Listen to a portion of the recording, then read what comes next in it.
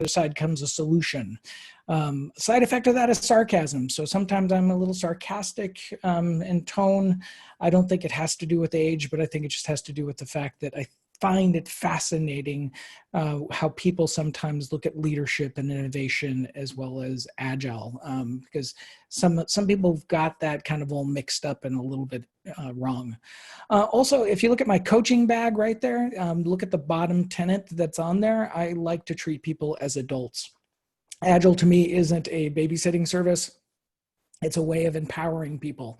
And that's the way that I approach things. My background was with a big, large company for a very long time. I was there. I was there for about 30 years at a company called Intel Corporation. Now, you might say that, well, he was just, why so long in one company? Well, actually, I had about 10 different careers inside of the company, and that included starting off as a microprocessor design engineer, as we talked about earlier. And then I actually left Intel about 4 years ago. I left as a senior director where I had an engineering team of about 5,000 people working for me. But we were dealing with, big structural complexity, social complexity. I've been to India, by the way, over 40 times. I helped to go set up the Bangalore site way back when. But we have 140, I think it's 142 to 160 sites worldwide. And then we're also dealing with the things like strategic complexity as well as the engineering complexities that go along with how we're trying to go build a product and ship a product on time. We already talked about the Agile Alliance, but I do want to point out that I also do a podcast called the Agile Coaching Network, and that's something I'll do a plug at the end for, but it's another way that we can connect as a community.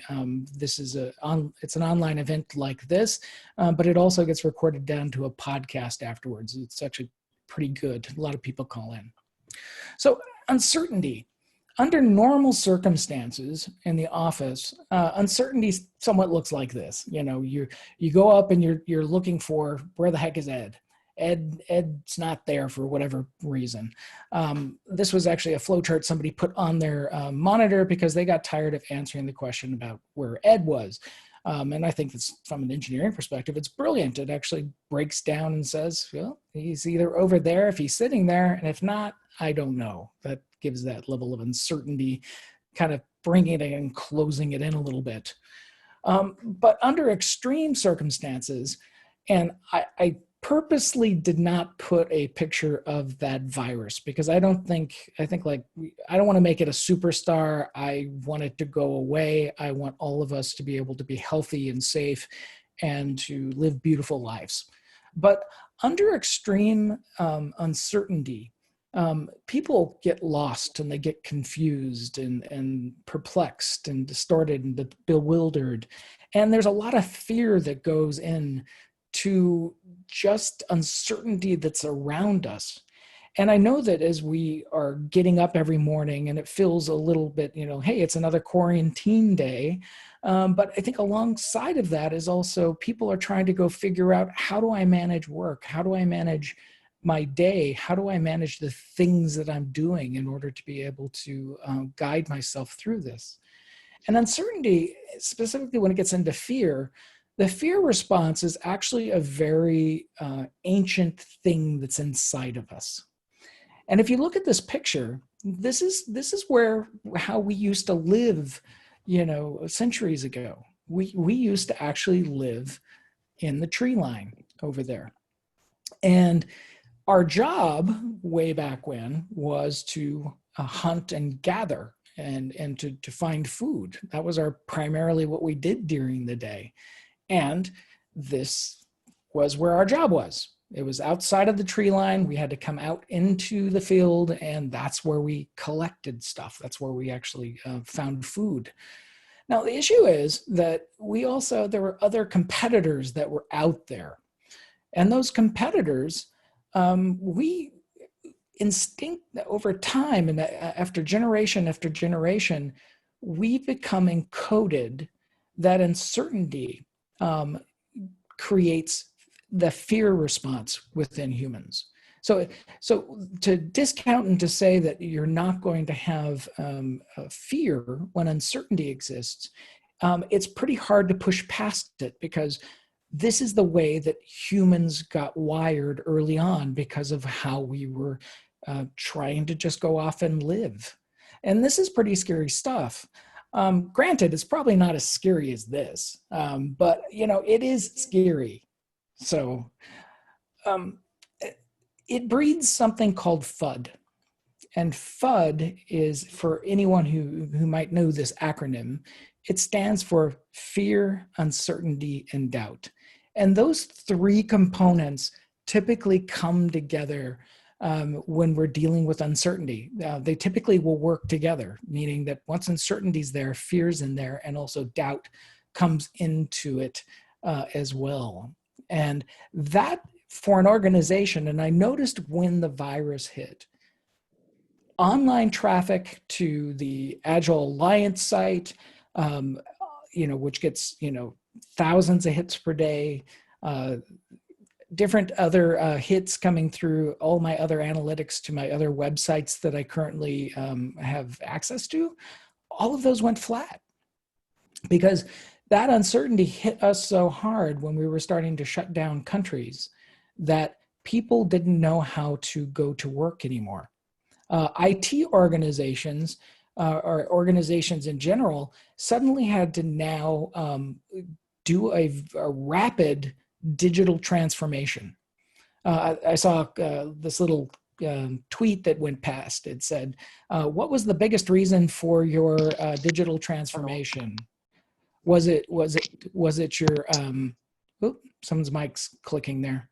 What was it? What was your biggest reason for your transformation? Was it your CFO? Was it your CEO? Or was it the virus?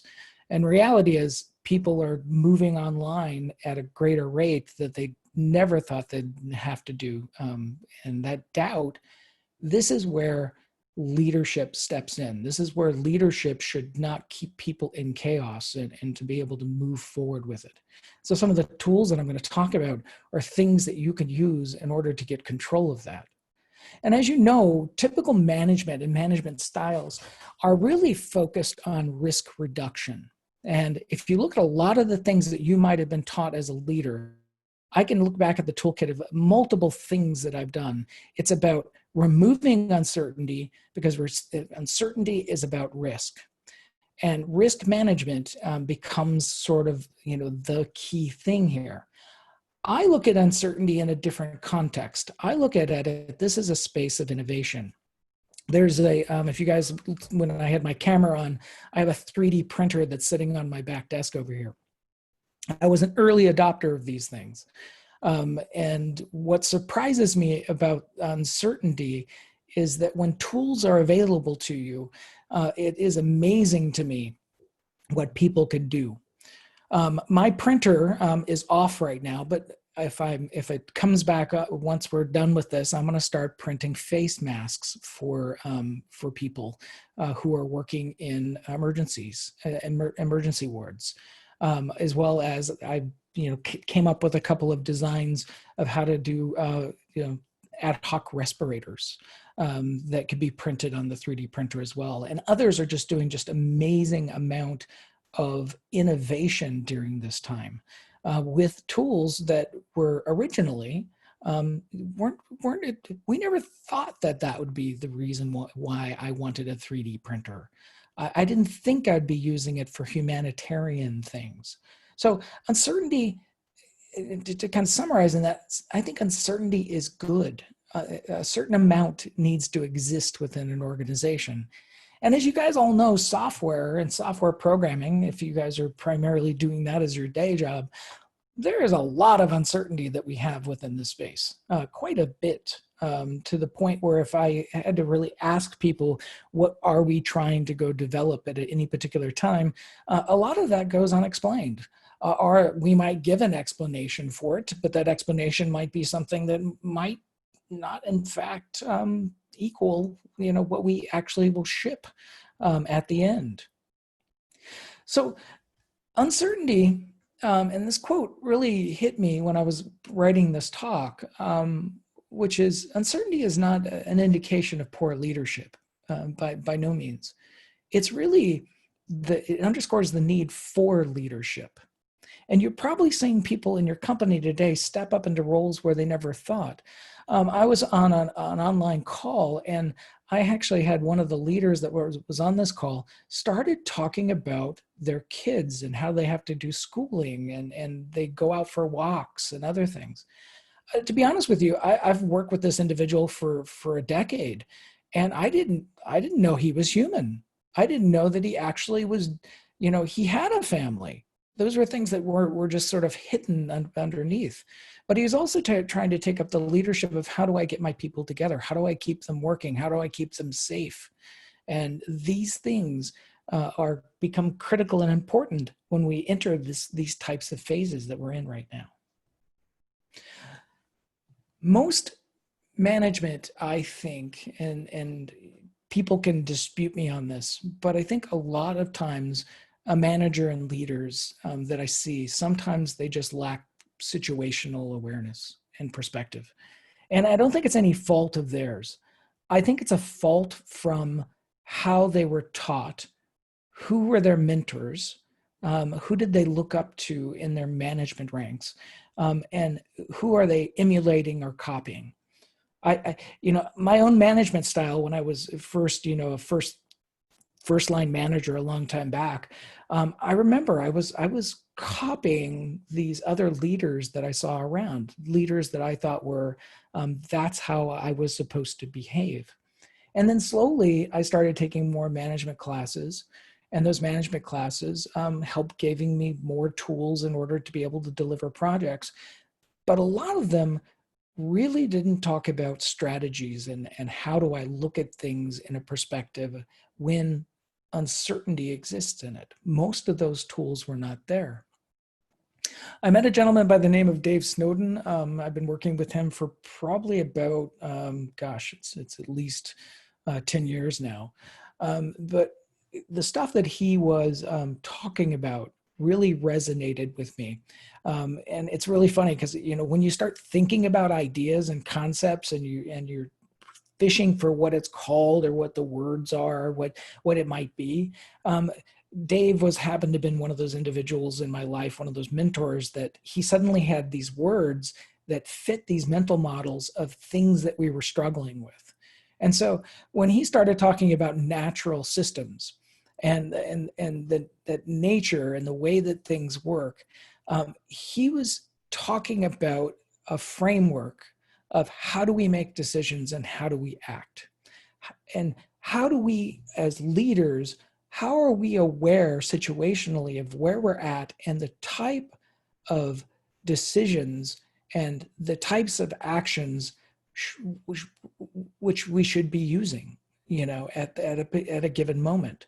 And so his toolkit became very important for me because I had already mastered these, if you think of the things that happen in this world, when we plan projects, we have these known knowns, which are the things that are in existence where when we look at them, we understand them, we've built them before, we know how they behave and work. And then we also, when we're going through planning, we also suddenly see these other things, which are these known unknowns that are there. And those known unknowns are the things that you've identified of, okay, I understand what you're saying about what this thing is, but I don't know how to do it. It's an unknown to us. And we deal with that a lot within our businesses today. We find them in plans, we document key assumptions, and we know that we're going to have to do discovery work there. And then the last one, the scary ones that are down here, is the known unknowns. The unknown unknowns. Those ones are the ones that just crop up at any time randomly and can potentially send us into chaos. One of the ways that we do in Agile, as you guys know, we have some tools that help to break down these types of unknowns and this level of uncertainty in our projects. One of the ways that we do this in Agile is planning poker. I'm sure this is something that you might use today within your day. And planning poker is just a really easy concept of looking at how do we judge complexity complexity of an object and my ability to know if I can, it's the complexity that if I know how to go build it. And we use Fibonacci numbers that move up, where a 0 means I've got it. I know exactly when it's going to be delivered and going to be done, all the way up to 100 or infinity, which is in the space of I don't have a clue. And the way that that works is that if you look at sort of the complex stuff, as the Fibonacci's go up, when you get into that wide space at the end, when we've got that high degree of uncertainty that's in that place, that's when complexity and uncertainty come together at that particular point. So one of the ways that I've always viewed this is viewing it through the lens of, from a project perspective, has always been, here's my technology and here are my requirements. If you look at these two vectors. And then the last one that I put on there is the team. And if we are close to agreement on a requirement and the technology is something that we've used quite a bit and the team has high domain knowledge, those things tend to be simple. Those are the simple things that we do. And debatably for some of us that might get a little bit boring and mundane, but it's the things that we can immediately attack and do. When we move up the scale, if we take the opposite corners of this, something that's far from agreement as a requirement goes, or something that's far from certainty in the technology, I've never used it before, and the team has low domain knowledge, that's when we're getting into the chaotic space. Now, what's interesting about this is that this is also, as we talked about this from an uncertainty perspective, it's high, it's very high in that, right at that particular point. When we're sitting there looking at a chaotic situation, we are in a mode situationally that we start to do more speculation. And in case of complexity, when we move down that, it's more into the explorationary phase. Now, the toolkit that I want to talk about, and hopefully we have enough time to go through each of these, but I want to talk about the key tools that I use in my leadership toolkit for uncertainty and how do I deal with it and how do I, as a leader, orient myself and to be able to cope with it in an effective way. Going to be the Cynefin framework, which I'll talk about in a little bit more detail, lean value trees, safe to fail probes, catalytic leadership styles, and agility and the resources that we bring to bear when we're dealing with uncertainty. Cynefin, this is typically where I ask everyone to raise their hand and say, have you ever heard of Cynefin? Webinars are always interesting because you're just staring at a blank screen. But Cynefin, for those of you who don't know what it is, number one, it's a word that means a habitat or a place of multiple belongings. Dave Snowden, the guy I talked about earlier who invented it, he's Welsh. So I don't blame him for picking a Welsh word. The model itself enables us to think about the nature of a problem and how to take decisions based upon its characteristics. And this is what the model looks like. And just from overall view of it, I'll start in the obvious quadrant here.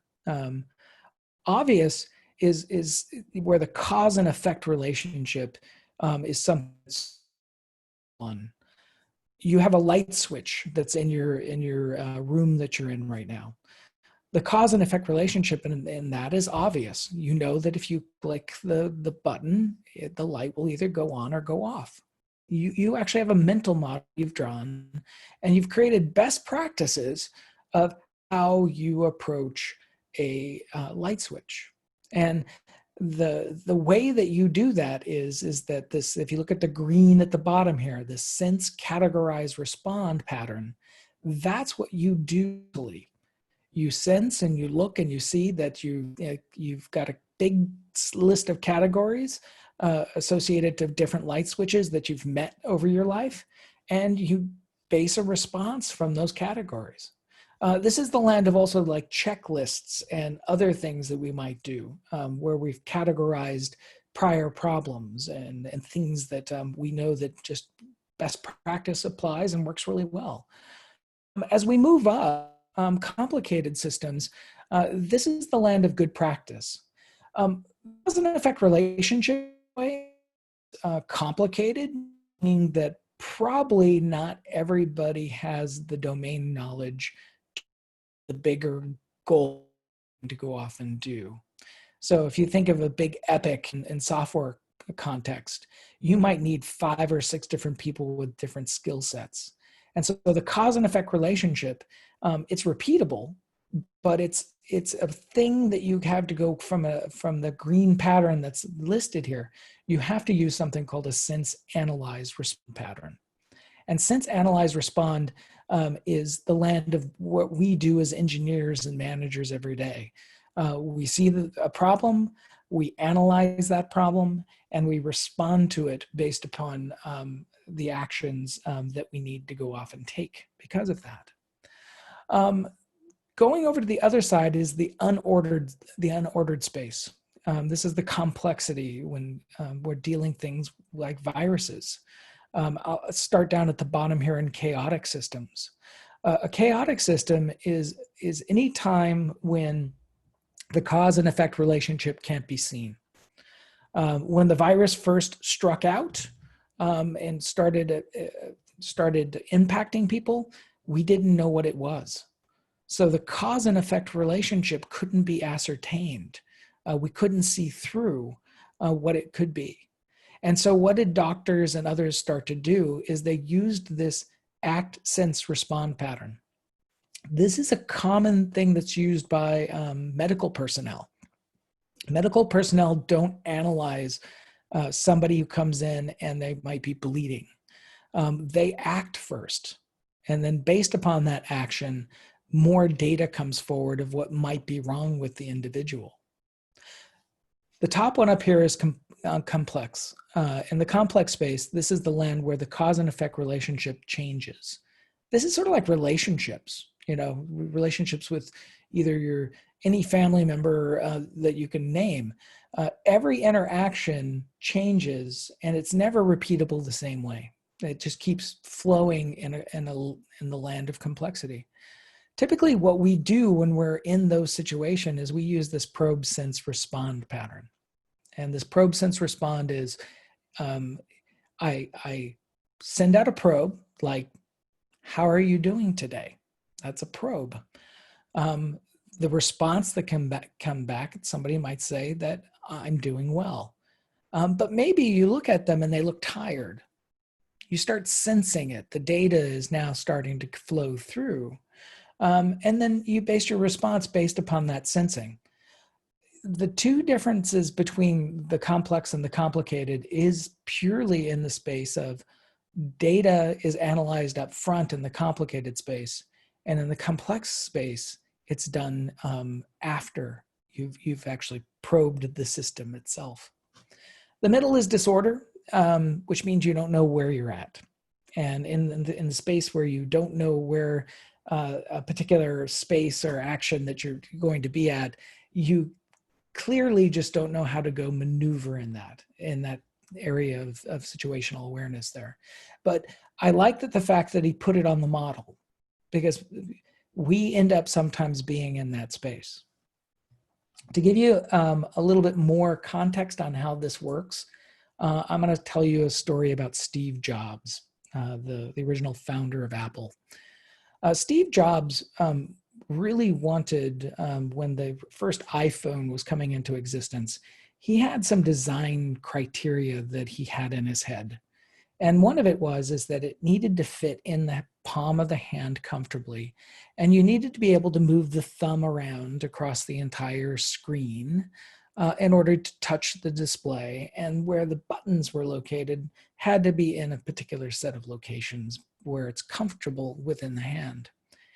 The first early prototype, working prototype, by the way, that was introduced to him, he looked at it, and the engineering team was talking about and by the way, this phone was huge. It didn't fit well in the palm of the hand. It was just big. And Steve is just looking at this phone, and his engineers are giving him a presentation about there's no more room in the device. They can't make it any smaller. And they were showing him x-rays and all different types of things to prove to him that they could not make it any smaller. And so Steve is ignoring them during this. And what he does is he finally looks up and he says, "It's too big." And his engineers are all, "Well, haven't you been listening to the presentation, Steve? There's no more room in the device." So Steve walks over to an aquarium that was in his office or in this conference room. And he takes the phone and he drops it into the water. Bloop. And everyone's shocked. They think he's mad. He's going to go storming out of the room because he's not getting what he wants. Steve starts to look in the water, looking at the device that's now at the bottom of the bottom of this fishbowl, and then suddenly air bubbles start to come out of the device. Bloop bloop bloop bloop bloop bloop bloop bloop bloop bloop bloop bloop bloop bloop bloop bloop. And he looks up at his engineers and he says, "There's more room in there. Go find it." So what Steve did, and this is back to the context of Cynefin, his engineers were up here at A in the upper corner here. They were at what was known as the tyranny of the expert. They had proven to themselves beyond a shadow, with all the data that they had produced, they had convinced themselves that there were no more room in that device at all for putting anything else or making it smaller.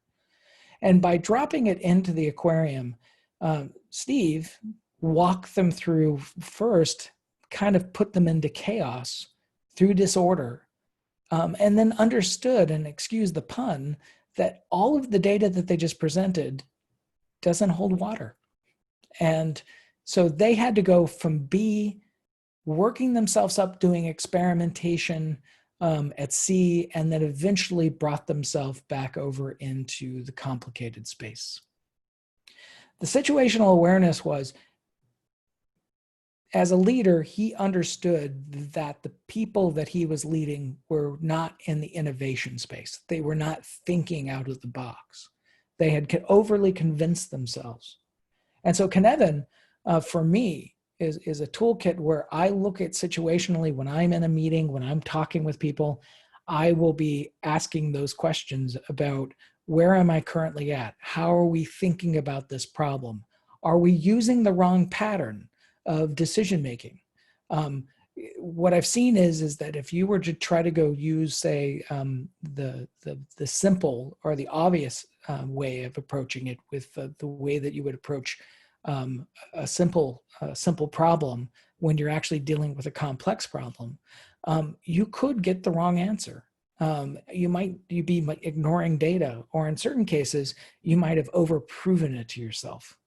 So this model became very helpful for me. The next model has to do with, and this is an artifact of being a part of a big company.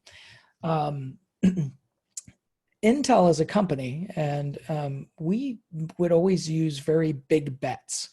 We're going to go and create a laptop that does, this huge list of things that it's going to go off and go do. And we just put a big bet onto the table of thinking and convincing ourselves that, in fact, that is the only way to go do it. And the reason why we reinforce it in our head is because we put a lot of money up front for it. And we didn't actually look at the incremental proofs of value until we got to the end of the project versus checking them along the way.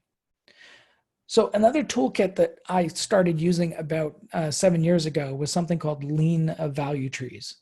And what lean value trees are for leaders is it starts to link together some agile practices that we use at the base of the organization, and we actually now can use them in our own office with setting goals and setting our KPIs and other things. And the way that it works is that once we draw out the vision and we draw out the goals that we're trying to go off accomplish, as an example, I used to work on the Internet of Things goal. We wanted to go get, market share into that space. You would break those into small bets, meaning that I am going to bet a small amount on that I think that the market wants X or Y. And that'll be my bet. And I'm going to go put up some money into that and fund that bet. And then I'm going to go establish a set of safe to fail experiments. And those safe to fail experiments help to guide to understand, because of the uncertainty that I don't know if the customer will like it or not, there's uncertainty there, that those bets and those experiments coming together allow me to now look at, after I get the customer feedback, that if the customer is really happy with that experiment or that prototype or that proof of concept that I've just showed them, I can amplify my investment. I can make more bets. Now, on the other half of that, which is something that we were horrible with as a company, is that if in the event the customer was like, or maybe that the customer wasn't happy about that we could dampen it and we could actually stop spending money in that space, in that area, which enabled us to do more with what we were doing as a company, because instead of making the big bet, we could just cut off that investment and shift those resources to other areas that needed more amplification. And that worked out quite well for us. It helped to, one, lower uncertainty, because we were learning very early in the life cycle what we should be building, versus building all of it and then learning that maybe 60% of it is things that the customers didn't want. Now, one thing I'm just going to pick on Scrum for a second for those of the Agilists here. I like Scrum, but for the stuff I'm talking about here, I want to just make it really clear that Scrum is too heavy for fast learning. The other thing is that Scrum requires upfront a well-written user story that is very certain about what we're going to go build. That alone, that one flaw, regardless if we use spikes or other methods to kind of band-aid it, that alone makes it very difficult to be able to learn fast or quick. The other thing is that the cadence is typically somewhere in the weeks range, several weeks before I get an answer out. Safe to fail experimentations and probes and these experiments I'm talking about, these things are happening within days, not weeks. So I'm just going to build this out real quick. Again, back to the heuristic of we know the least, we need the fastest information. In those early opportunity and concept phases, we really need to use the sense, the act, sense, response pattern down there at the bottom. You can see that where I call out the probes, or the probe sense response pattern. Those are the types of methods that we need to employ to be able to move past the uncertainty of what we're dealing with. After that, we can use increments and iterations and use Scrum and all those methodologies. After that, it actually will work quite well for it. But I know that if we're in probe space and we're using a sense categorized respond pattern, that's wrong. Getting back to Knevin on that. Safe to fail experiments. These are structured as do minimal harm, maximize learning, and try to get things that are emergent, things that we can be able to bring through and discover along the way. I strongly advise not using a power plug the way that these guys over here did. That is not safe to fail. Safe to fail probes themselves, they tend to be written in a group of them, not just one. We tend to be able to do like coherent, or maybe an oblique, a naive, or an experiment that was designed to fail. As an example, if I made an experiment that I said it was going to go fail, but it passes, I've just learned something about it. Or a naive experiment where I'll describe one of those that we did in a second, but the ability to be able to look at things through a different lens, so that we break up the amount of over analyzing the solution set too much. Safe to fail probes they also have, as a criteria for them, they have a way of knowing that they've succeeded. They have a well-documented knowing how it failed, what a failure would look like, ways of dampening it if it failed, meaning that we don't want to continue doing the experiment if in fact didn't work. Ways of amplifying it if it succeeded. This kind of links now back into what I talked about in the lean value trees. And then ways of harvesting the knowledge. And the last one is they have a deadline. I don't believe in just full exploration with no end dates. I believe that we should come back together frequently and discuss where we're at, meaning that if you haven't, with as much vast knowledge as there is on the internet, if you spend a week doing this, there might not be an answer in there. So let's have a deadline. Let's have a conversation associated to that in order to understand the knowledge that we've gained. The example of this was happening when we were working on a medical product, and I can't give you the product name, unfortunately, because of just the IP related, but I sort of genericized this a little bit. What we found is that we had a device that we discovered that we had a major kind of flaw with the way that it worked. And we were trying to go figure out how would we go fix this? What would be a good solution for our personas, which most senior citizens and at-home healthcare. And so we were doing the typical, engineering approach, and we were overanalyzing it. What we did is we actually we said, well, let's just go create a naive experiment. And the naive experiment was written as, let's go send the engineers to a shopping mall and then go up to senior citizens, the people who would be using this device, and ask them how they would fix the problem. And what was amazing was, they spent the afternoon in the shopping mall and came back with a huge reduction in scope, because the senior citizens that were talking to them said, well, these features were good, these features were not so good. A few of them actually helped to do the new architecture. They sat down at a table and drew out what the new device should look like. And we wouldn't have done that staying in the factory. We needed the naiveness to go out and to be able to ask those questions. And I think, and I hope the good key takeaway is from this, and you're probably seeing this now, is you're probably doing a lot of naive experiments of trying to how to approach your day now, and how do you approach the work that you're doing. The last couple of ones here, and that comes down to attitude.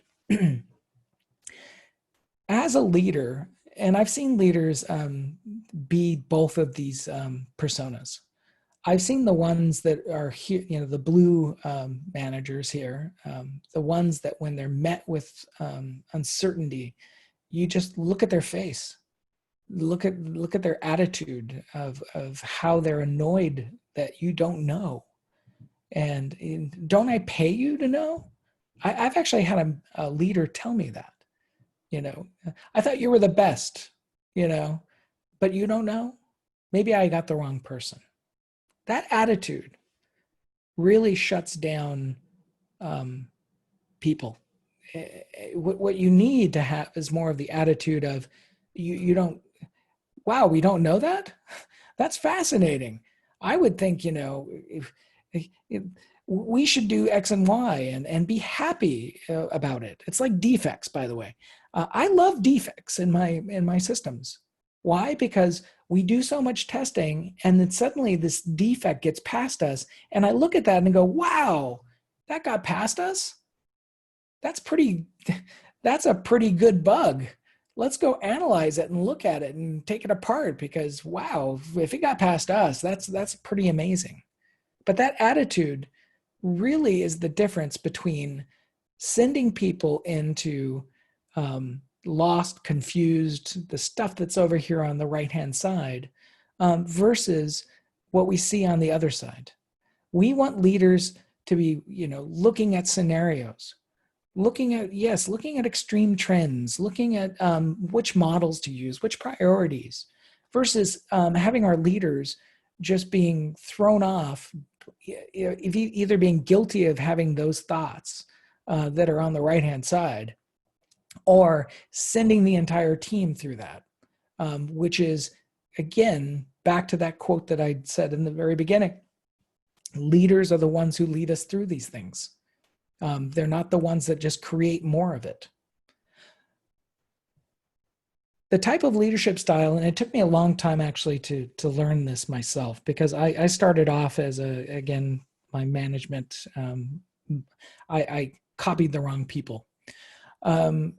If you look at the catalytic leadership style, and you can go read a lot more on it, but a catalytic leader tends to lead with trust, emotional intelligence. They're inspirational, they're collaborative, they work behind the scenes to remove roadblocks.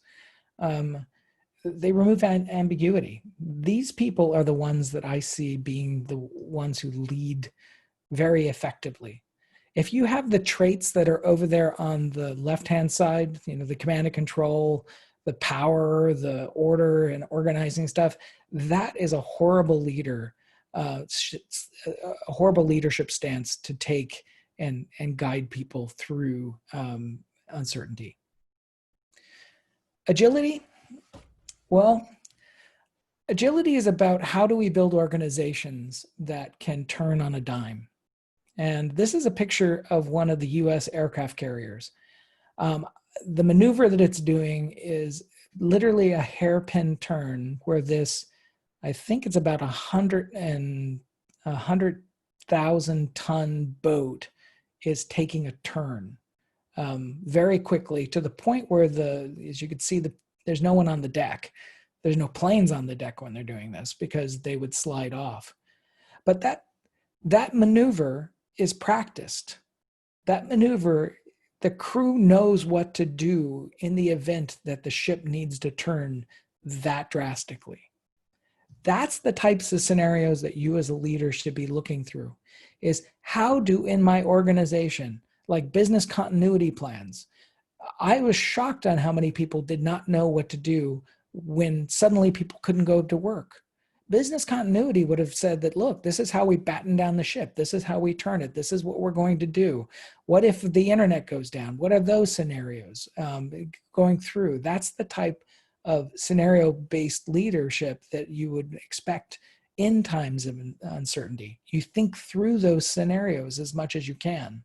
If you have something that's, just novel that comes up, then hopefully your team is good enough and prepared enough because they've looked at these types of scenarios quite a bit. And as I wind down, the last couple things that you should note and keep in your back pocket is just resources. Do not commit all of your resources in your organization. My partner and I, we always have this fight. She would say, "Are you lost?" And I'd go, "No, we're not lost. I still have a full tank of gas."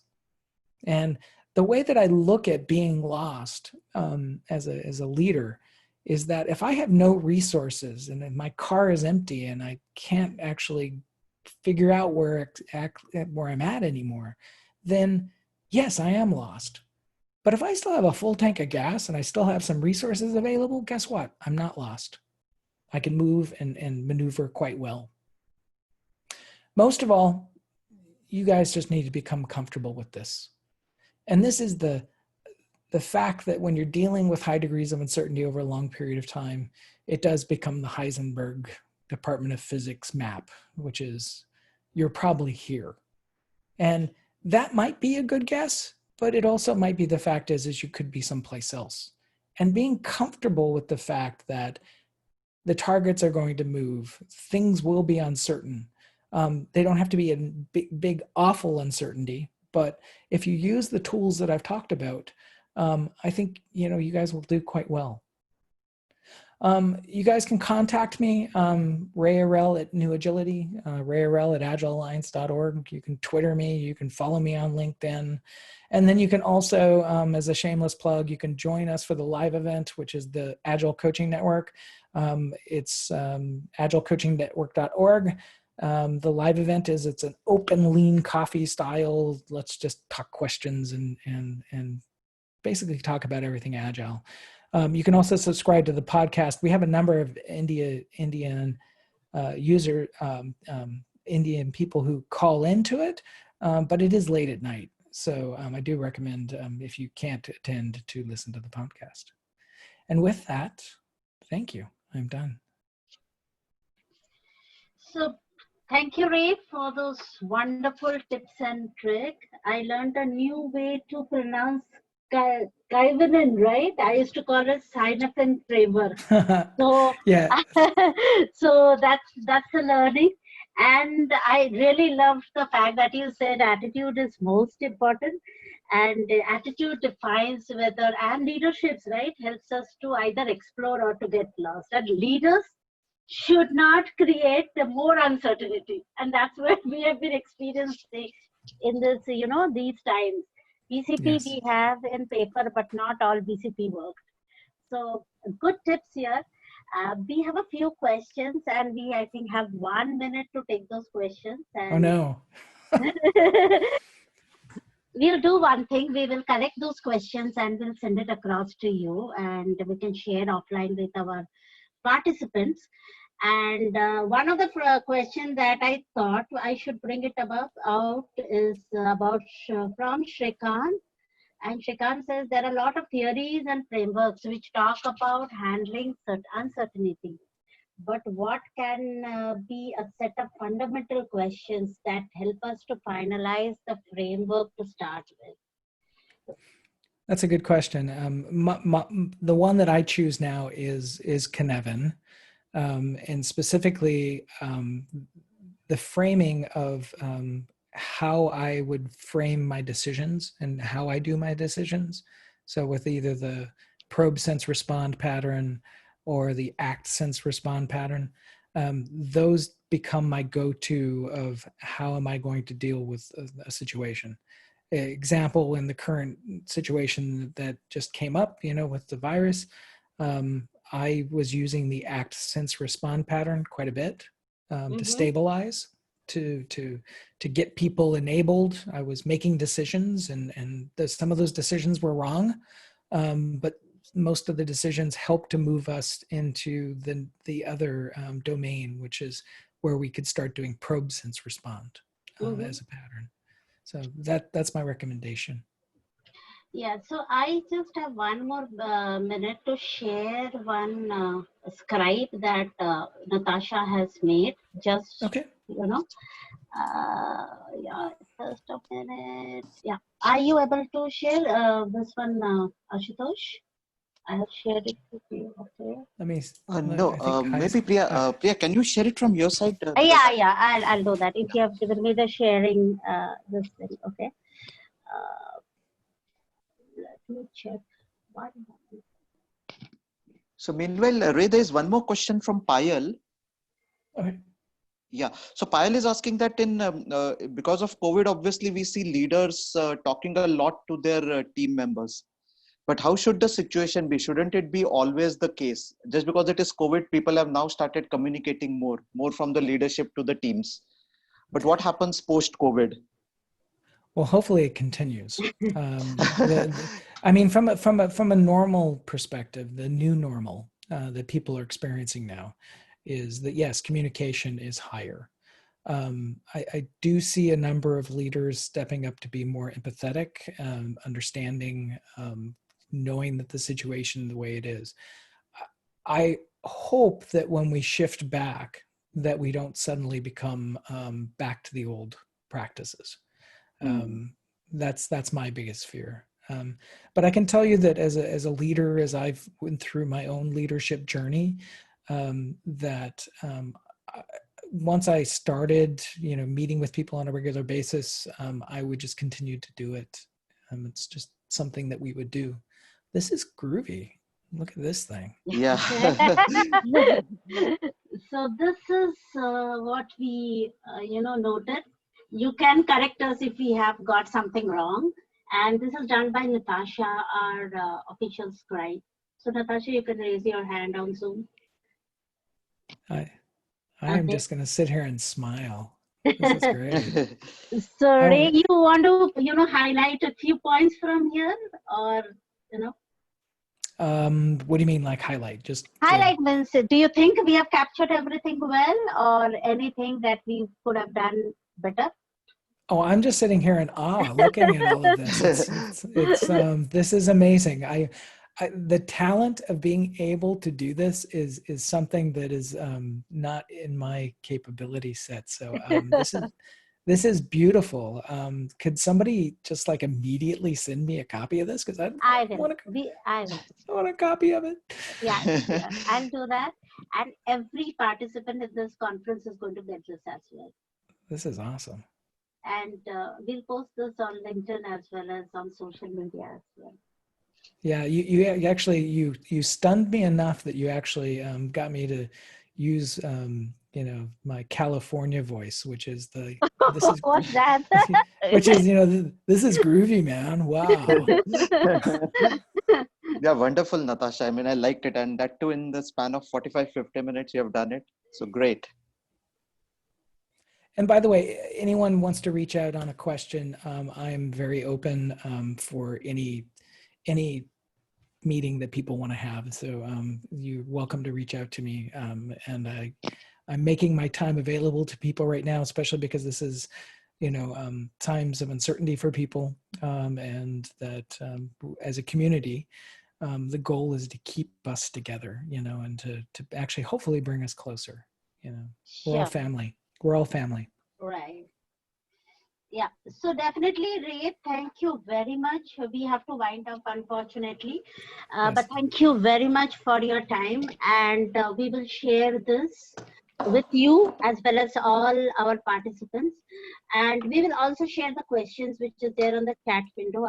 Unfortunately, we don't have time to take all of them. And we can, set up we can have this offline answered, or if possible, we can have a follow-up call as well. So, absolutely. And just one other thing to note. Again, everyone, please stay safe. And overall, thank you for inviting me to this event. I'm very humble by your invitation. So, yeah. Thank you. Thank you very much, Ray. And with that, I think we will move on to the next session. Ray, you're welcome to stay back, but I know it is very late there, but if you want, you can stay back. The next speaker would be Ashutosh. And so Ashutosh, as we all know, he is a wonderful agile transformation leader, agile strategist, and he is a senior. Are you able to hear me? Okay. He's a senior industry professional with 21 years of experience. He does a lot of skilled agile scrum implementation, agile coaching, agile test strategy, and the list goes on.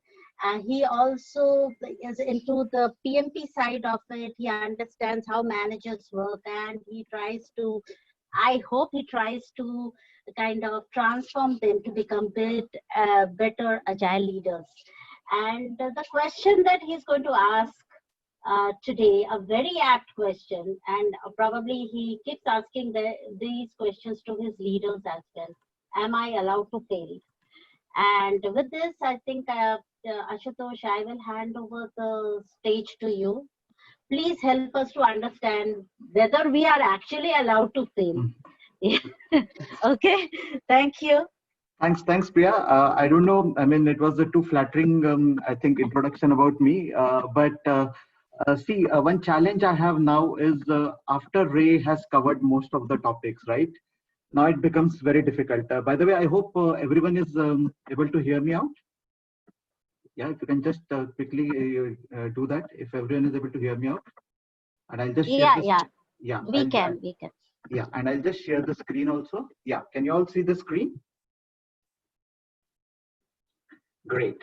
So yeah, I mean, this is a question which I asked to one of my, obviously my manager in one of the engagements, because obviously there were some things which I observed, and what are those some things which I observed, I will talk a little later.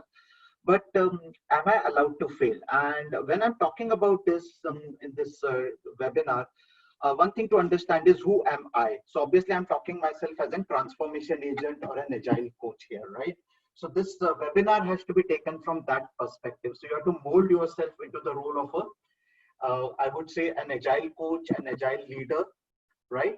And that is where this webinar is to be looked upon. And here I also believe that Scrum Master is also a coach for the team. Remember this. Okay, we unnecessarily have distinguished between what a Scrum Master is, what an Agile coach is. But I firmly believe that Scrum Master is the coach for the team, what we need to understand. All right. So that's me, by the way. I've just put on my video. I hope the bandwidth is not an issue. If the bandwidth goes in, has some challenge, I will switch off my video. Okay, so let me quickly start with the icebreaker from one of my favorite caricatures. And this is from my favorite movie in that, Daniel Craig's favorite movie. I mean, my favorite movie of Daniel Craig, Skyfall. I think this is the world we are living in today, which was predicted in 2012 by Hollywood. Although it was a work of fiction, I think every movie starts with that, right? This is a work of fiction. Any resemblance to characters, living or dead, is purely unintentional and coincidental. But look at this statement. So this is the scene in that movie. Those of you who would have watched Skyfall would have can easily resonate with this scene, where there's a talk that this entire MI department, the military intelligence, the 00 section has to be scrapped. And the reason being that they feel that it is useless. It's of no use now to keep this department and pay salaries for the agents. And this is the response which M is giving. That obviously sees a different world than what you see. And what is frightening essentially is that our enemies are no longer which are physically known to us. They are neither on a map, they aren't nations, they are individuals. Come 2020, all of us are battling COVID, right? We don't know where it originated, right? We don't know where it all originated. We don't know who basically actually has created that virus. And what we are now into a situation is essentially that we have to basically react to it, right? And I can easily sensitize with what Ray said earlier. Like, I mean, we are in a zone of unknown. I mean, nothing is known here. Even the treatment is unknown here. And I'm sure you would have seen in newspapers also, right? There are 10 doctors giving 15 opinions. Like, for example, should hydrochloroquine be used? I mean, I learned the pronunciation today morning, by the way. Okay, that anti-malarial drug. Or should we do the BCG vaccine? Should we actually use the BCG vaccine for basically curtailing the spread of coronavirus? Unfortunately, that's the world we are living in. But at the same time, are we giving our team an opportunity to experiment and fail? I think that's the bigger message which is coming out here. Because we don't have a solution. We don't have a, in fact, the problem itself was unknown. And for an unknown problem, the solution also would be unknown essentially. So as you can see this scene, a very apt scene, probably was forecasted at least 8 years back, that before you declare us irrelevant, ask yourself, how safe do you feel? Right? This is a very, very glaring example of where the real life is ahead of our real life, right?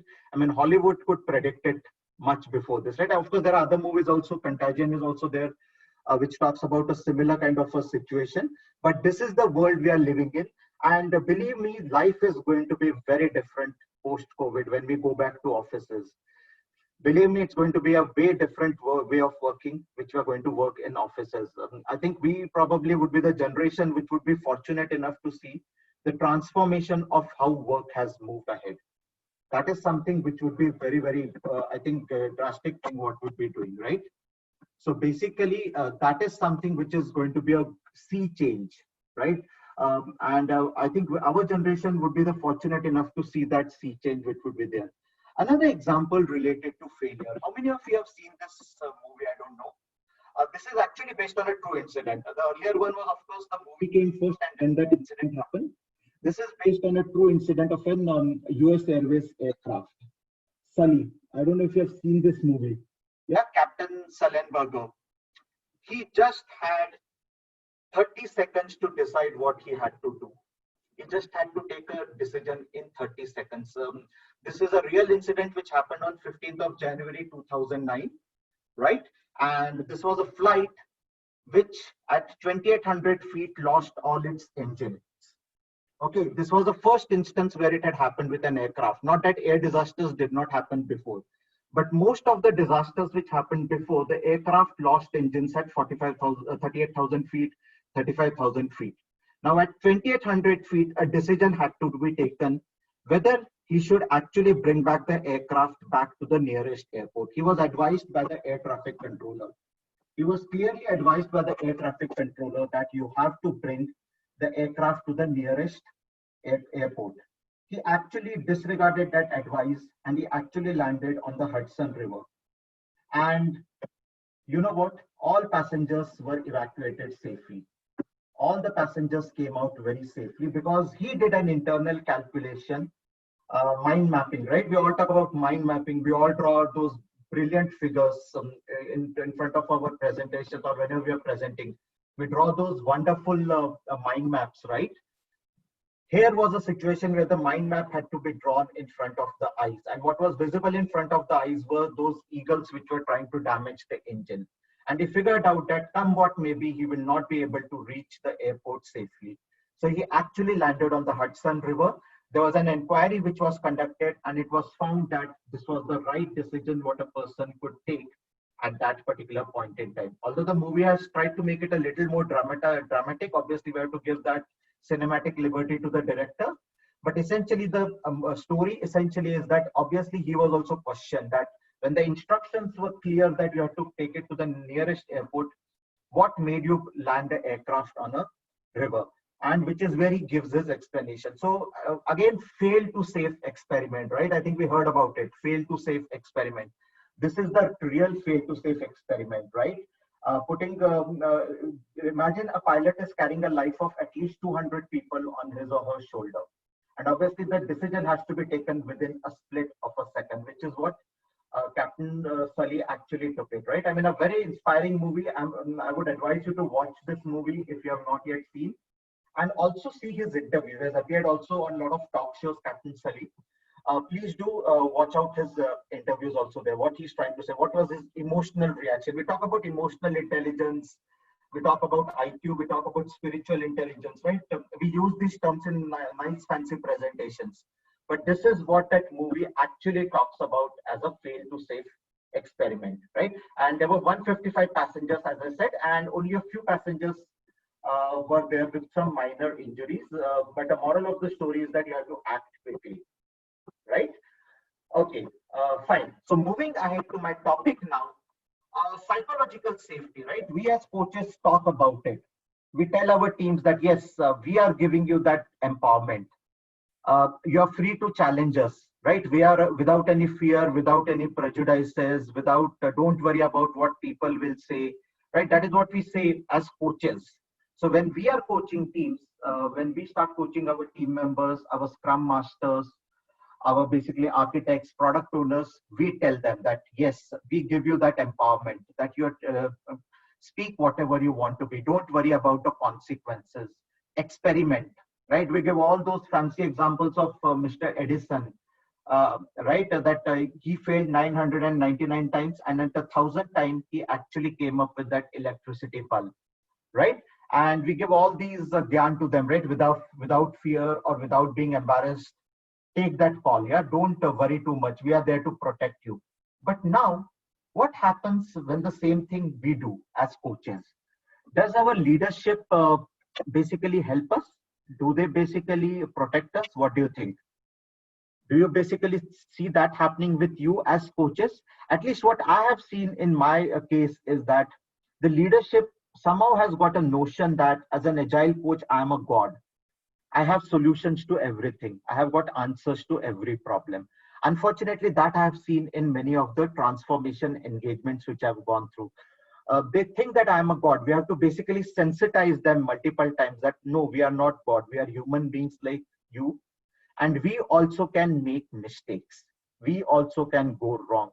I think if you would have read Lisa Atkins' book, she clearly mentions this fact that as coaches, you need not have answers to all the problems, but you have to facilitate the problem resolution. You have to remove the impediments which are coming in the way of seeking answers. So that is what even a coaching guru like Lisa Atkins mentioned, and this has come out in multiple times, right? That you may not have answers to all the problems what are listed, but yes, I mean, you should have coaching skills which will make sure that you help your team in that journey of finding out that answers, right? So that is what basically was my discussion with one of the leaders, that are you actually allowing me to fail? Are you allowing me to take experiment? When I brought in the concept of celebrating failure, there were a lot of pointed fingers at me. How can you celebrate failures? Failure is not something to be celebrated. Failure is something to be detested, right? I mean, failure is not a good thing. I mean, these were the questions which were there, and we had to basically change the mindset. It was a mindset depth which that leadership was carrying with them, and we had to actually remove that mindset debt over a period of time. That was the challenge in that particular coaching engagement, right? Obviously, more than telling them about what a daily stand-up is, what a retrospective is, this was one of the challenges which was there. And this came more from a middle layer. It was not that much in the senior level, but it came more from the middle layer management, the middle layer leadership team.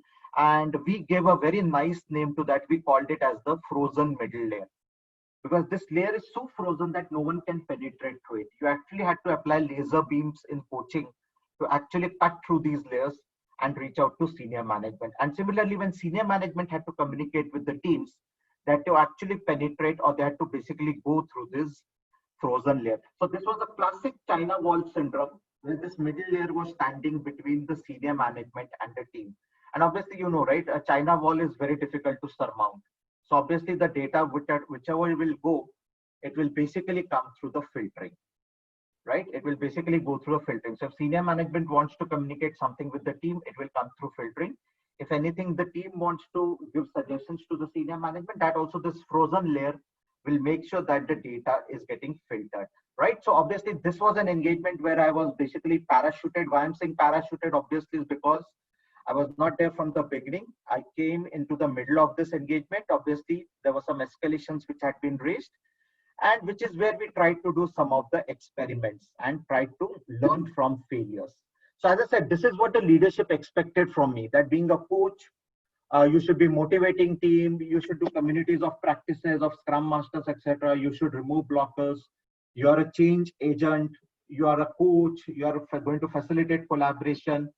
Obviously, you will be doing training. So initially, there was a lot of this talk that, are you really a coach or are you a trainer? I think many people considered me as a trainer only, just because I was teaching them some of the agile values and agile principles. Then obviously, as I said, you should have answers to all the questions. How can you have answers to, how can you not have answers to all the questions, right? Anyone can do coaching. That also some very loose talk people used to do. What are you doing? 8 hours. What is your, can you tell us what you will do 8 hours? What does your day look like? Not everyone in that leadership team, but obviously a lot of people used to question that. How can you fail, as I said, right? You are a superman or a superwoman. So you can see the contrasting opinions of the leadership. There are some people who say that you are just a coach or a trainer. Some people say, how can you fail? Some people say you are a superman or a superwoman, right? And then last but not the least, as a coach, do you need a coach on top of you? Why do you need a coach? You are supposed to have all the gyan, you are supposed to have all the knowledge, and that's why we have picked you for this engagement. So why do you need a coach on top of you? So this came up when basically when I told them that, you know what, I'm going for a coaching session and my mentor is going to basically coach me there. So they said, oh, do you have a mentor yourself? How can that be? How can you have a mentor? I thought that you are in that nirvana state where you are the Gyan Karta, or basically the person who holds the entire knowledge with you. I mean, those are the funny things which came up. Just a pause here. Have you experienced these patterns, by the way, around your roots, especially those who have been playing Scrum Master or Agile coaches? Have you experienced these questions? Have you heard these questions or some I would say, snide remarks around this. I'm sure you would have heard this, right? I'm sure we all hear this out, right? And obviously, we get frustrated, we get demotivated, or we even laugh. I mean, sometimes if you hear these comments on a Friday evening when weekend is about to begin, now, of course, I've forgotten what weekend is for last 1 month, but just when the Friday evening, when the weekend is about to begin, when you're having a casual tea or coffee with these people, you hear these talks and then you feel like really laughing, right? Oh, come on. Let's take it in with a pinch of salt, or let's apply some humor to it and move ahead, right? So, I mean, these were the common myths around my role. So then I started introspecting. I started introspecting that why is it that when I am coaching my teams, I am setting up that expectation that yes, you can be psychologically safe. You can take experiments. You can fail. Failure is not really bad. Failure is something which is an experiment, which is the best teacher. So failure is the best teacher what we can have. And then I said that, okay, let me turn the tables. Why is it that when I am at a team and when I am interacting with leadership, why are they not giving me that opportunity? Why is it that the leadership is behaving something very, very differently with me? And then probably I realized that as a coach, we also expect something from our leaders. And I think this is a part of our working agreement. We have a working agreement with our team, but we should also set some working agreement with our leadership before taking up any coaching engagement. Because obviously later on, it might be surprise for both of us, right? And I would recommend here that spend some more time in drafting this working agreement. Don't immediately, I know there's a lot of pressure, especially in the services company, that you're parachuted, that from Monday you're going to be coach for this team. But I would still say that set up a meeting with the account leadership team, set up a meeting with the engagement leadership, engagement leaders, maybe 2 or 3 meetings, one on a Monday, one on a Wednesday, one on a Thursday, saying that this is what you want to understand, what this engagement is all about. What is your expectation from my role? Are you expecting me to perform the role of a coach? Are you expecting me to perform the role of a project manager come coach?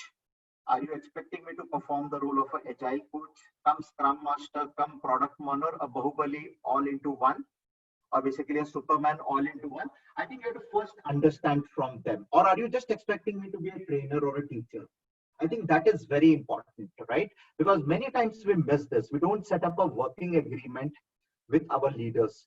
In this working agreement, you will get to know what is the pattern of the key sponsor of your role, or the person who is going to hire you for this. When I say hire you, not an employment, but obviously even an engagement hires you as an agile coach. That is what I meant by hiring an agile coach.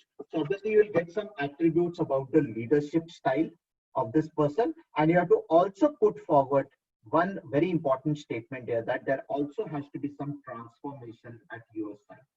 As a leader, this is also what I expect you to do.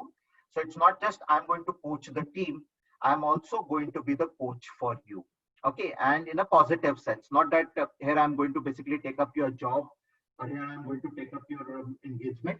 It's more that if agile has to succeed, or this transformation has to succeed, it has to be a joint collaborative effort. So that is what I call as turning the table, looking inwards. Like I think there was a saying nowadays, right? If you can't go outward, you will have to go inwards, right? So you have to make that engagement leader also look inwards essentially. That is, I would say, the first starting point of any coaching engagement. Because what usually happens is we directly start work. The first thing probably we do on day one is, have you done how much agile you know? We try to create some fancy Excel sheet, and the first thing we announce as coaches is, let's do an agile training, right? And let's invite everyone. Don't do that. The first thing is, have you set up the working agreement? Have you set that leadership connect with your leaders? And have you got a buy-in from them that, yes, this is what is the vision, what you're giving them from a leadership perspective, from an agility perspective. So the first thing I expect from my leader in any coaching engagement is that he should transform himself into a leadership of coaching.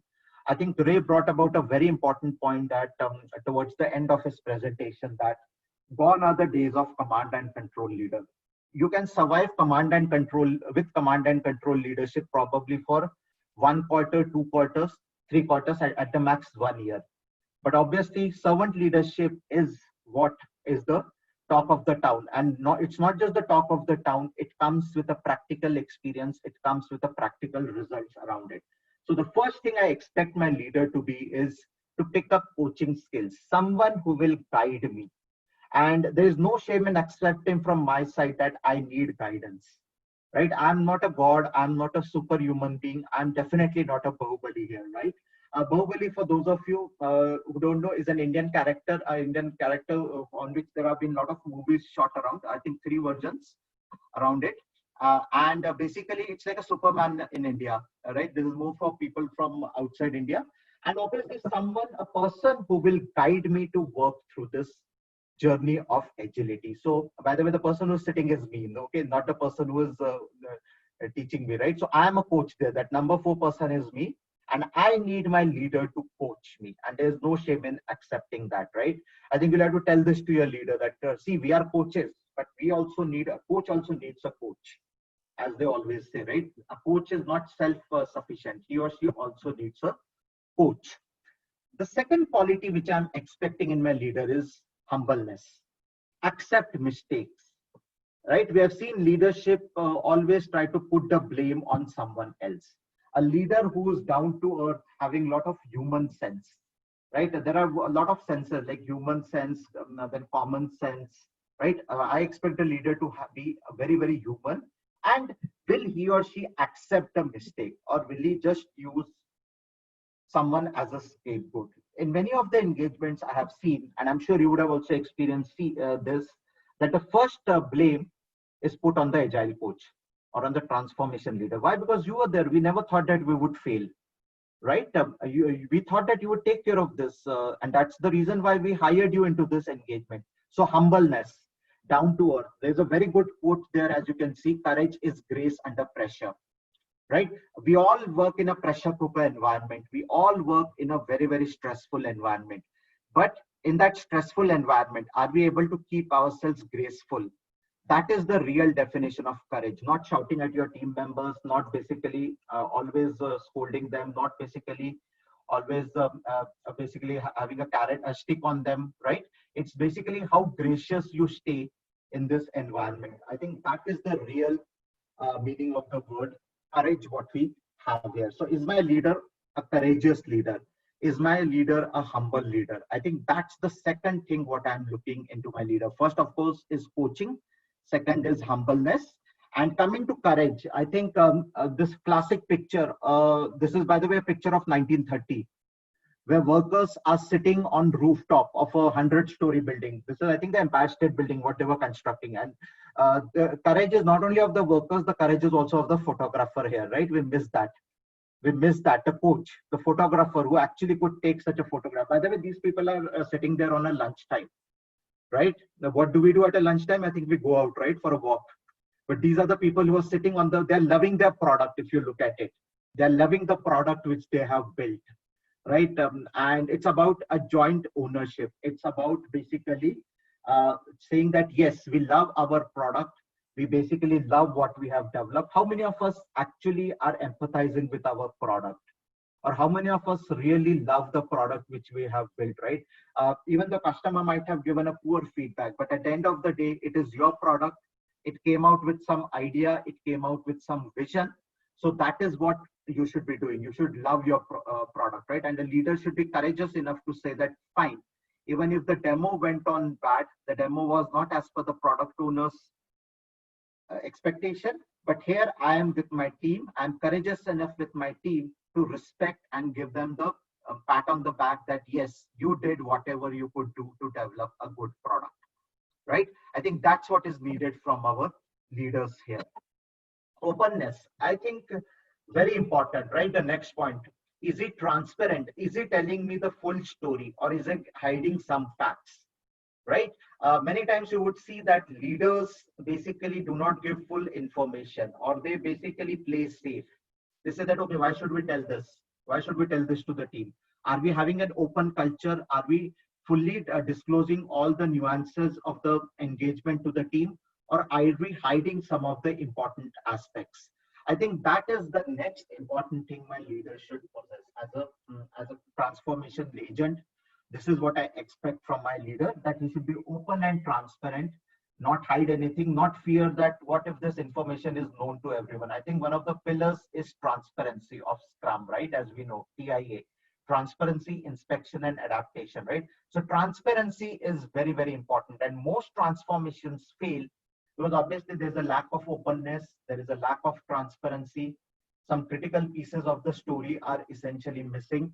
So that is essentially what we find as a part of basically the transparency or openness, which is missing in our world.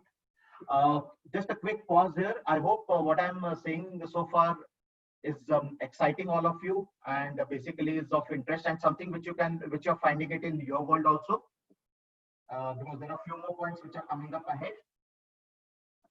And I hope, yeah, you have experienced this, right? And this is where I brought in the topic of coaching working agreements, right? That is what I essentially talked about earlier. Okay, fine. Please do submit your questions also on the chat. I'll be more than happy to take questions towards the end. All right. What is it that next team I'm expecting from my leader? Obviously, he has to motivate not only me, his or her team also, right? And motivating more in terms of failures, right? I don't need pizza parties when we have done a good job. I need a simple coffee when I'm basically failing. I just need 5 minutes of your time at the coffee. I think that gives a lot of importance, right? I don't need a pizza party when the product is successfully launched or a lavish dinner.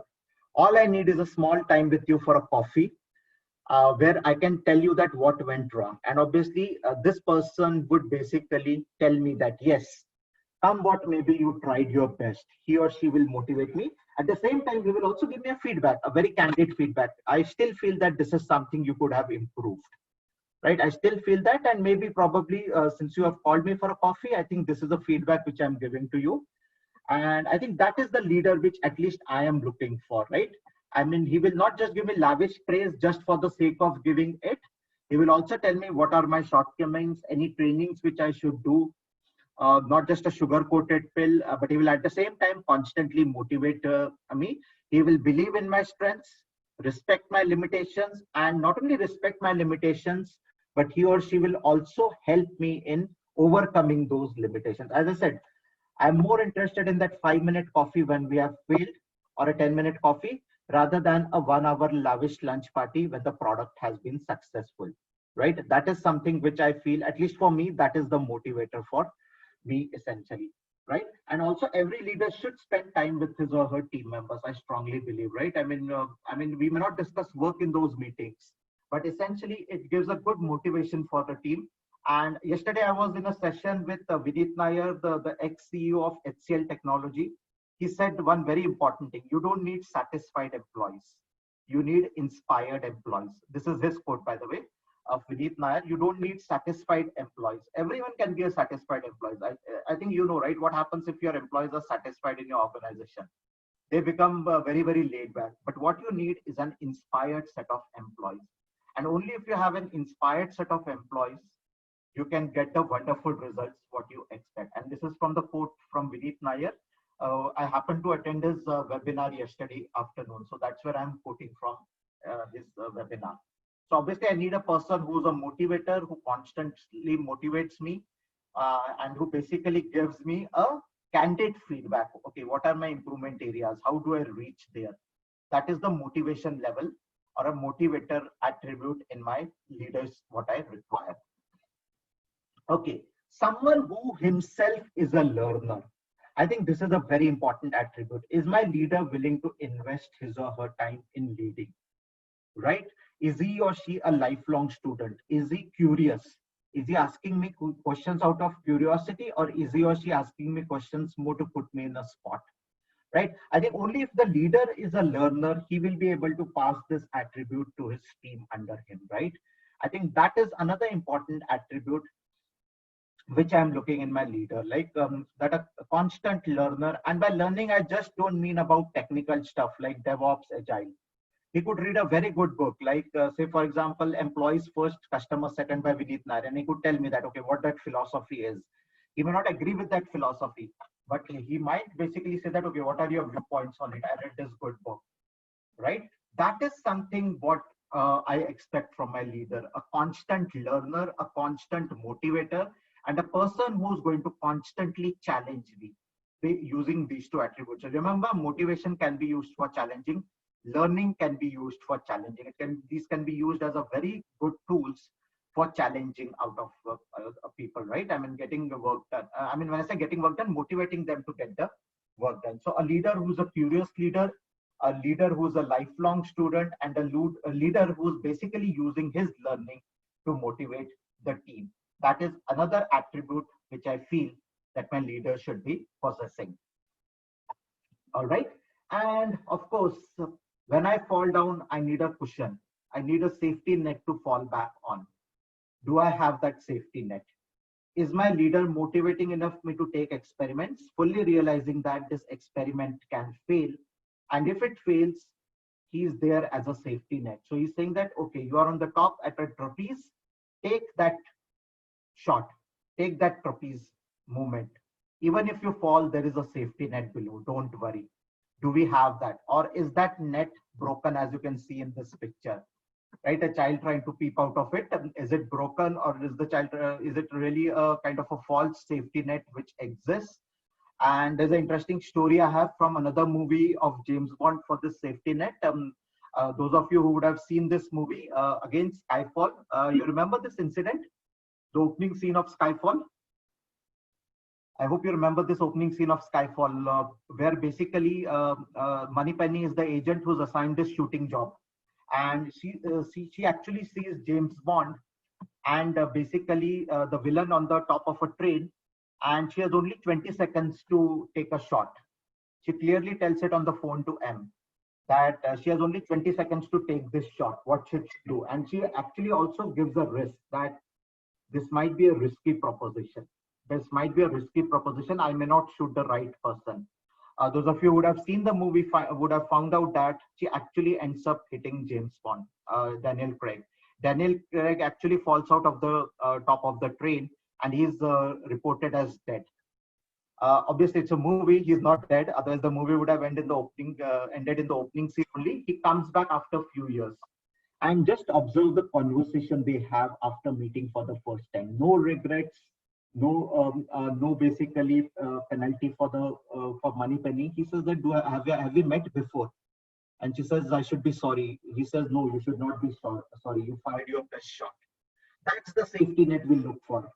That's really the safety net we look for from our leaders. That even if you fail, even if that shot actually hits me, and if I recover from that, am I going to basically fire my team member, or I'm going to basically coach him or her, or basically motivate him or her, or basically guide him or her to fire a better shot? I think that's the safety net we as leaders essentially look in our basically day-to-day activities, right? I mean, that safety net, unfortunately, that is what gets missing in many of the places, right? That safety net is something which gets missed out, and what essentially happens is the blame game is entirely put on the person who fires that shot.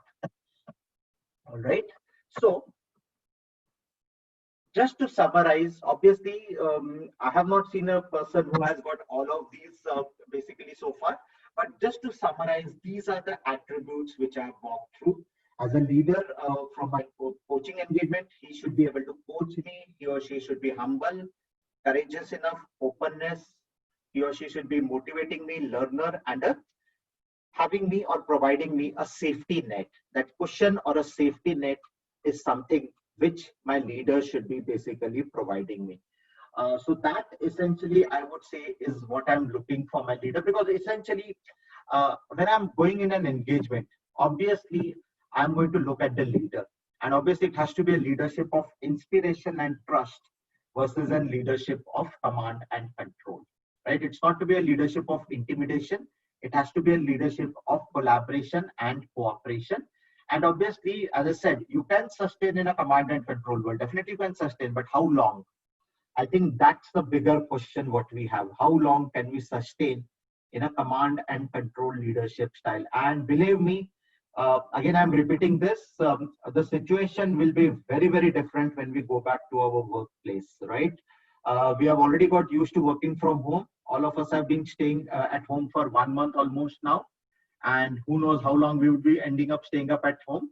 But essentially, what will happen is the world would be a very different world which we will be going into.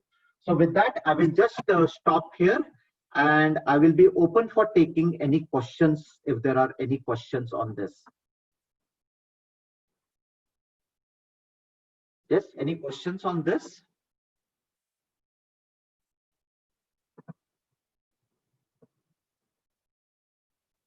So Priya, I think I will unmute you. Give me a minute. Yeah, Priya, you can speak now. Yeah, thank you. So there is a question on the chat. Leaders are behind revenue, not on agile transformation. Your thoughts on this? They also expect right product on the right time, and so your advice on this? Definitely, right product at the right price at the right time is a good to have objective. It's a good to have vision. But again, I go back to what Vineet Nair said yesterday: employees first, customers second. I don't know how many of you have read his book. You should read his book. I mean, I'm not selling Vineet Nair here. Obviously, I don't even know him. I've not even spoken with him. Okay, I just managed to attend his webinar, but I have read his book. In fact, he brought HCL to almost $2 billion company in a span of 3 years. And I think, yeah, we have Payal who has already worked in HCL who's talking about the same thing. See, he brought in a concept that you have to think about your employees first and then about revenue. And he gave a very good example yesterday. Again, I'm quoting, hopefully with his permission, it is there in his book. He said that in one of the engagements, the client was very unhappy with the way things were working out. The product delivery was not on time. There were a lot of defects. By the way, I loved what Ray said yesterday. You should love defects.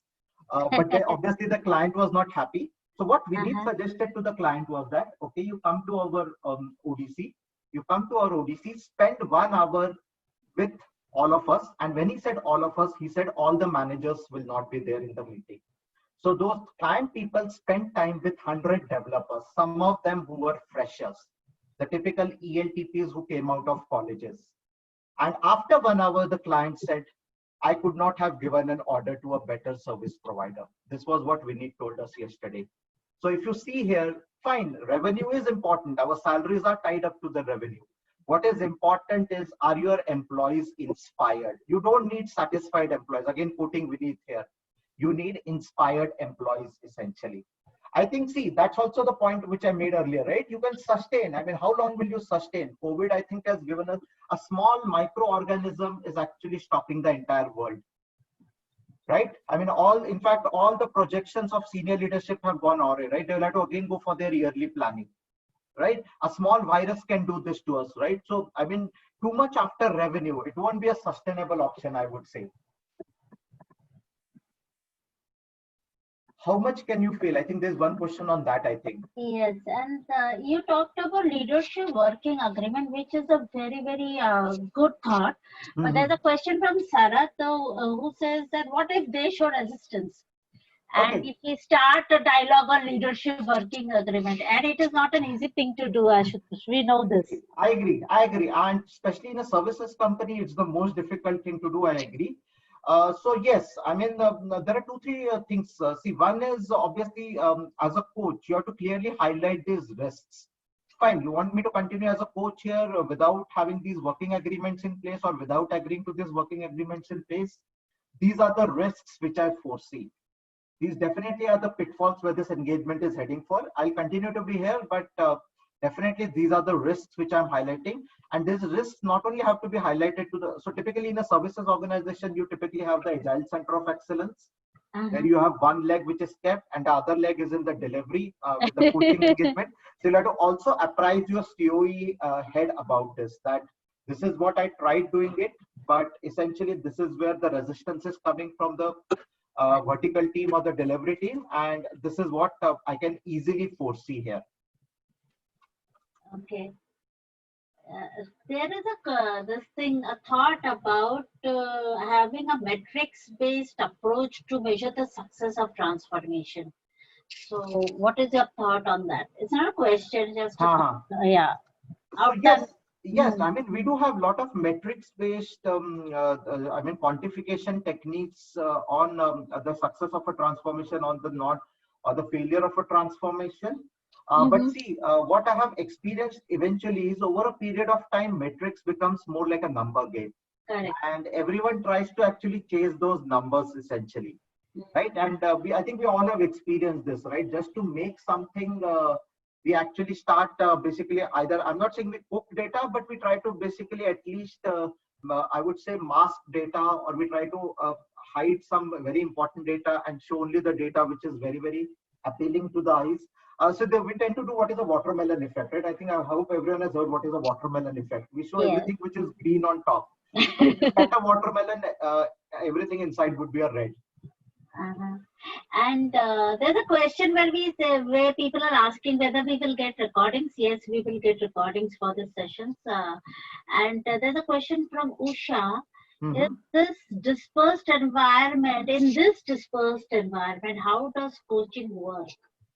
Yeah, that's a very good question. And I appreciate, I mean, yes, I think I was expecting this question, that in the era of COVID, how does remote coaching work? Right. So I think one very important point which I think Priya Jayachandran actually told, and she gave it in the first How session, much that we can fail. not only that, what she said was that as a speaker, can you keep your video on? I think that is the real, if you ask me, the, I mean, I won't say it's a solution, but have conversations with your team, ask them to come on a video. First 10 to 15 minutes of your conversation should not be related to work. It should be about how things are in your family, what are you doing, what is that different you are doing, and how essentially you're coping up with this, if at all there's any challenge, right? I think that should be the first 10 to 15 minutes. I also attended a few other webinars and meetings where they gave a lot of icebreaker ideas, which I'm revealing now. So start with asking your employees that, okay, what was the first time you failed in your career? Questions like this, or what is your favorite food? Or what is your hobby apart from work? Try to get more, I would say, empathize with your routines. Try to set that agreement over the video, I would say. I think that's the real sense here. Like, you will have to basically establish that rapport, you will have to establish that connect, so that they feel that, yes, there is someone, the leader or the coach is actually basically understanding what problems I'm going through. And then obviously work will happen, work will eventually happen, work will, and even I think the leadership knows now that because of the COVID situation, there could be a risk to some of the timelines. So I would say that first 10 to 15 minutes, talk with the team. And I did attend another webinar where they do a lot of interesting things actually. So they actually, on a Friday, I saw that there's a team which actually meets at a coffee time, and they discuss, and the rule is that everyone has to prepare a coffee and tell how it is, whether it came out good or bad. I mean, they're coming out with all those innovative strategies to make a little lighter thing of this COVID, which I liked it when I attended that webinar. Okay. Ashutosh, if you can give me the share rights, I will share the scribe. And in the meantime, we can discuss few other questions. We do have some time. Oh, that's great. I didn't know that even my scribe would be ready. Okay. Okay, let me see what is there. I hope my picture is coming out well, because I had put on my video. Oh my God. Oh, look at that picture. Oh, wow. That's wonderful. Psychology. I think, yeah, I think you're pretty much covered. And that too in 45 minutes, what I spoke. Look at the safety net. Oh my God. Okay, thanks, Natasha. I didn't expect this. Brilliant. And to capture everything in that 45 minutes, I think it's really a skill. So, I mean, Natasha also drew up the same thing for my webinar, which I conducted a few days back on coaching assets, what we can learn from 007. So she was also the scribe there. But yeah, this is really good. I mean, I like the picture, especially for that included and safe to contribute, safe to learn, safe to challenge the status quo, humbleness. I like that. Thanks a lot. Okay. Let us go back to the question. Actually, we were supposed to take a break after Ray's session. We did not. So we have some 15 minutes. Yeah, sure. I'm open to take questions. So let us go back to the question. Oh, sorry, this is the next speaker. So I'm stopping sharing of my screen. Where is the Zoom? Okay. Thanks, Vaishakhi. Okay. So people, Badri Prasad has shared the book, link to the book by Vineet Nair. So people, please take a note of it. The name of the book is Employees First, Customers Second, Turning Conventional Management Upside Down. Okay, that's a good thing. There is a question from Rohan, and Rohan says, how do you let people not take the safety net for granted? That's a good question. Sorry, I lost the question. How do you, sorry, what is How the do you question? let people take the safety net for granted? Okay, see, yes, there is a safety net, but it doesn't mean that I give the example of a trapeze, right? So let's say I'm standing on the top on a circus and I want to take that jump. And the clown or the person who's behind me saying that, take it, don't worry, even if you fall, there's a safety net. It doesn't mean that I will directly jump down, right? I have to take efforts to make sure that the trapeze act is a successful act, right? So definitely, if my leader finds out that I'm not taking those efforts or I'm taking the safety net for granted, obviously I think he will be the first one to throw me down. He will say that you want a safety net, here I'm throwing you down. But imagine the fun and the humor it will create, right? I mean, people will know immediately that I am not a coach who's there with that competency or that skill. There's definitely a skill issue in me. So yes, when I talk about safety net, it is not something which we have to take it for granted. It is something that if things don't go on well, and this is also one thing which Vinny told yesterday, 50% of the times things will not go well. It's only 50% of the times things will go well. When things don't go well, obviously you have a safety net. It's for that 50% when those things don't go well. It doesn't mean for the rest 50%, I'm not going to do that effort. Yeah, just give me a minute. Sure. Just give me a minute. Excuse me. Yeah. Okay, so someone had a question saying that what is the tool that Natasha used to create the scribe? She has pinged me and she's asked me to tell this to everyone. It is Procreate on iPad. So Yeah. if you, Sorry, go ahead. Okay, no. So I was taking an offline of related question from the session. So people were asking what is the tool that Natasha used to create that scribe. It is Procreate on iPad. And if you guys want to learn how to make those scribes, we will be coming up soon with a workshop on visual thinking and how to depict certain things visually. And that also will be online. So watch this space for more. Yeah. Ashutosh, we are back to your session now with questions again. Yes. Okay. So could you share a working agreement sample or any public availability link from Subramanian Gunda? Okay, so there is no standard template like a project management plan template or a kind of a risk register. We don't have a template. It is something which you have to evolve, which you have to basically create and write over it, right? I mean, you have to basically generate that working agreement template. Maybe I can see if I can share something which is there. I mean, maybe later on, obviously, I wouldn't be able to share it right now, but maybe later on, if I can share it to all of you, I'll just have a look at it. But then again, I may not have a direct one because obviously I'll have to mask some of the client information, some of the engagement information there. Yeah, okay. So we will look forward to that template, Ashutosh. And Priya Jayachandran says that, thank you, Ashutosh. Let's wish to see the missing leader in future soon. So it's a question for you from me as well, Ashutosh. And is it really everything is missing, or you just see bits and pieces here and there? So I know of very like some good leaders who are transparent, who are open, but they probably are not up to, we cannot expect everything to be there in everyone, right? So what is your thought on that? Yeah. So obviously it's not that everything is missing, but I mean, at least some vital parts are missing. I mean, that's where So I mean, yes, we can still do with not all the attributes. Not that we need all the attributes, but essentially, that's what some vital elements I would say are missing in that. Okay.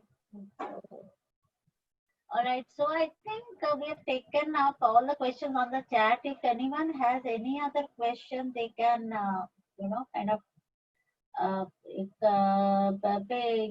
can unmute them. Yeah, one more question from Karan Tiwari. Yeah, Karan, go ahead. Are you typing?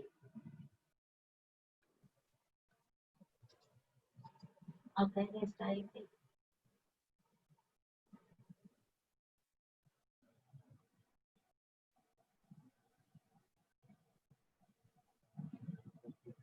During this time, how can we be more productive at work? Oh my God, what a question. So I think I was talking with you, Priya, right? I think for last few Oh days God, when we, yeah, yeah, when we were organizing this event, and yeah, unfortunately or fortunately, both of us suddenly realized that both of us have become are spending more time at work, working from home. right. I don't know how many of us will resonate with that, but at least Priya and I felt that you know what this work from home has done. I think we have become more productive. I mean, any meeting, any time of the day in our respective organizations, we are there to attend those meetings. And in fact, I think each one of us had a complaint against the other that the other person is untraceable. I call her, she's not picking. She calls me, I'm not picking. Right? So I take it in a different way to answer your question. Definitely from a productivity perspective, I think what I've also seen in my teams also, I find them actually more productive in this remote working. The only Mm-hmm. challenge is that we might actually end up giving more to the customer. Yeah, because we are basically responding at any time of the day. Mm-hmm. Okay. A wonderful session on finding out how our persona has changed while we are in quarantine. So it will be an online game to identify our quarantine persona and how we can kind of and what effect it is having in ourselves as well as our peers, our leaders, etc. So this is related to what Ashutosh said. So Bhanu has a question. Any workshop content with activities which we can facilitate to senior leadership to imbibe agile culture? Absolutely, very nice, very important question. Ashutosh, do you have an input on that? Hello, sorry, what is the question? The question is any workshop or content with activities which we can facilitate to senior leadership to imbibe agile. Yes, so basically, yes, we did conduct a lot of workshops also. I mean, only with the senior leadership. Yes, there are a lot of Correct. workshops. And obviously, one question you will always get from senior leadership is that we don't have time. Okay, you're having this workshop, a 2-day workshop, we don't have time for it. Or we essentially have a lot of deliverables. These are some of the things which will be there. You'll always hear from them essentially, right? But then you have to basically bring them first for a 1-hour discussion, then a 2-hour kind of a session, and then probably a 3 to 4 hour workshop. So my tip would be that don't have basically a workshop beyond 4 hours planned for them. Okay. Right? That is something you need to understand. Okay, so we have another question which says that how the scenario of failure been made possible to team and success is taken up by management be changed. This is there. So it is like if you have failed, the team has failed, whereas if it is successful, the management it is taken up by the management. Can that scenario be changed? Yes, obviously. I mean, that's obviously that example I gave, right, of that workers sitting on a bridge, right? I mean, that's where exactly the culture will have to imbibe. So if you ask me, that is the culture what we will have to imbibe. I mean, obviously it won't come on day one. It is definitely not going to come on day one. It's a sustained coaching effort which will take you there essentially. Initially, you might find that any blame game comes on you, but any good things said because of these people. But over a sustained coaching, obviously this is something which will come over a period of time. Yeah, and yes, and that is why when we do safe SPC, right, we are told we have to coach the leaders first before going down to the teams. So it should start from the top. Okay, so there is another question. There are a lot of questions coming in, which is good. What are the tips to improve leaders' attitude in service-based companies? Okay. Okay, so just to let you know, I think you should read that book because Vineet also was heading a services company only. And obviously, he has also listed in that book also many things that things were not that easy. Right? Things Okay. were not that easy. I mean, he also had a lot of resistance from his board, from his directors. Obviously, there was a lot of resistance which came about. But yes, I mean, as I said, right, it's like how you churn out basically butter from cream, right? I mean, it's as difficult as that.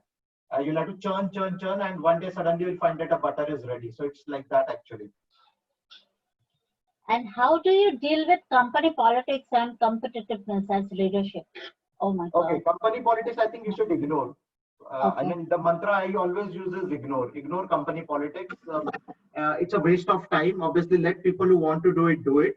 If you are convinced, and obviously don't go with the fear mindset that your job is going to go. If it goes, it will go, right? I mean, even if you fear, if you not fear, it will go, right? At the end of the day, if you are satisfied that yes, you have invested your time in something fruitful, I think the only thing which changes in life is the email ID. The last three after @ the first part remains same, right? So it could be abc at let's say xyz.com or abc at abc.com. So that only the last three parts of the email ID change after the @.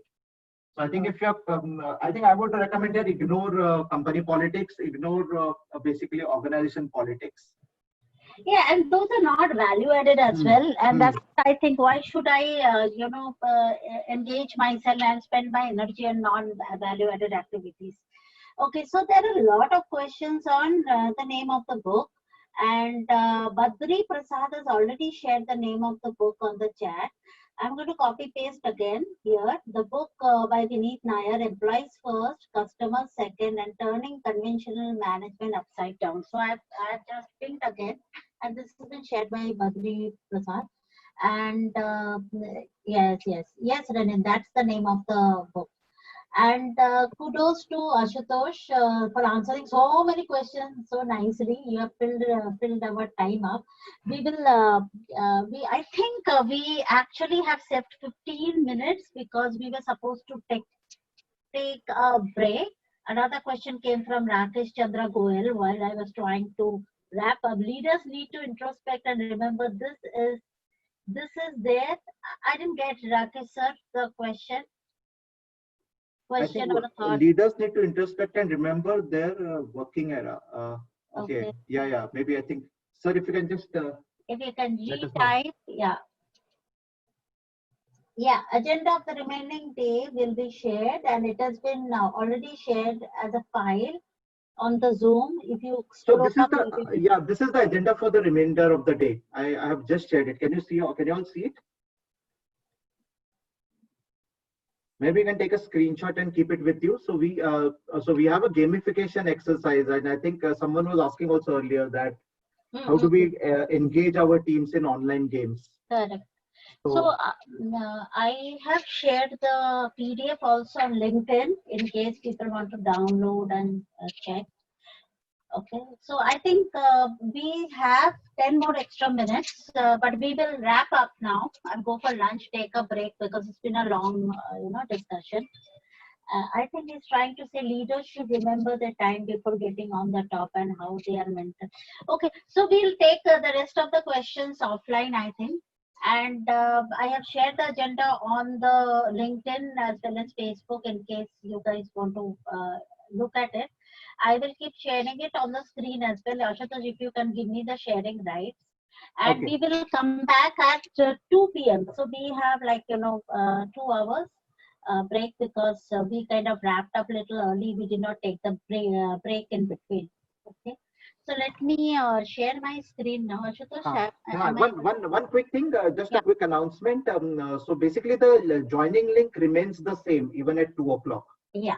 Okay, the joining link remains the same, and these are my coordinates. If anyone would like to connect with me on LinkedIn or Twitter, I'm available here. Obviously, this presentation would come to you, and let me unshare now myself. Yeah.